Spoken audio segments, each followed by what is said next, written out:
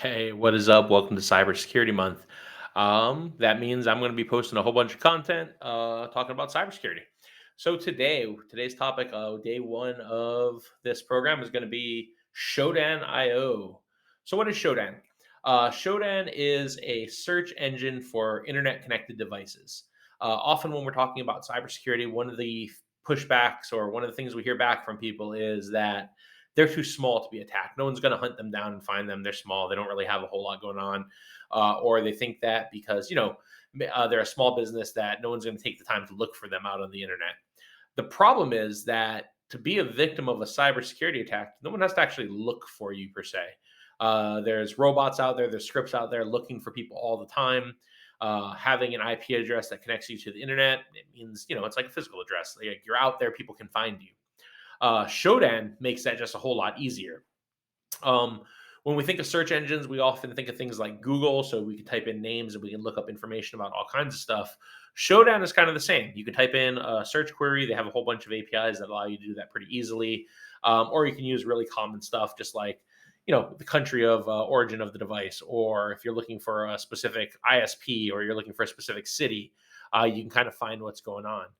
You do that by going to their map function. You can punch in some basic information. So for me, I was interested to see who has open RDP, so port 3389 in Honolulu. And all the red dots kind of give you a result. If you zoom out, you can see, it's narrowed to Honolulu as the city, so it's only going to be here, but you can kind of see the rest of the world as well. Yeah, we'll zoom back in really quick. We'll click around on some of these. And if you click on the dots, you can sort of get some information. So if we click here, it'll tell you sort of what's out there. This IP address, it gives you the organization. That's actually the ISP. It's not the organization that you're connecting to per se. It's who they're getting their internet from.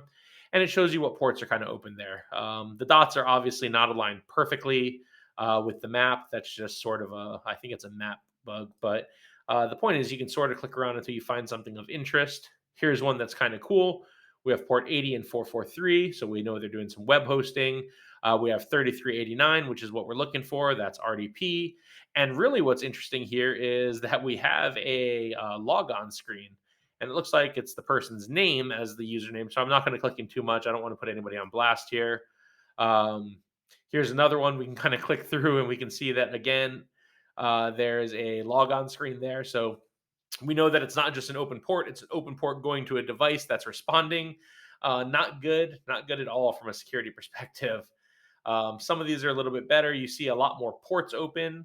Not really sure what's going on there. We could click through if we wanted to. We'll save that for another video. But the point here is that no one is too small to be discovered. So secure your stuff, close out those ports. If you're still using RDP connected to the open internet, take a step back and try to evaluate why and find a better solution that's really no longer acceptable. And realize that you don't have to be big to be found. Oh man, that was a big one. There were a ton of open ports there.